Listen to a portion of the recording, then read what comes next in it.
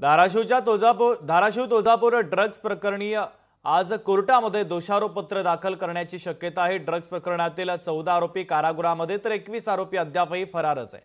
Tuljapur drugs तस्करी प्रकरणामध्ये तब्बल 2 महिन्यानंतर आज कोर्टामध्ये आरोपपत्र दाखल करण्याची शक्यता आहे। ड्रग्ज प्रकरणामध्ये एकूण 35 आरोपी निष्पन्न झाले असून यातील 14 आरोपींना गजाआड करण्यात पोलिसांना मोठं यश आलेलं आहे।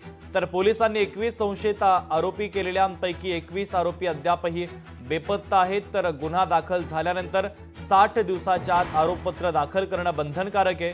आज 60 दिवस होत असून न्यायालयामध्ये दोषारोपपत्र दाखल करण्याची शक्यता आहे। आरोपपत्र दाखल झाल्यानंतर अंतिम चित्र स्पष्ट होणार आहे। तर 14 फेब्रुवारी रोजी मध्यरात्री तामलवाडी टोलनाका परिसरामध्ये पोलिसांनी 45 ग्रॅम ड्रग्ज तिघांना ताब्यात घेतल्यानंतर ड्रग्जचं मोठं रॅकेट उघडकीस आलं। या प्रकरणामध्ये ड्रग्ज प्रकरणाचं मुंबई, पुणे, सोलापूर पर्यंत कनेक्शन असल्याचं देखील निष्पन्न झालेलं होतं।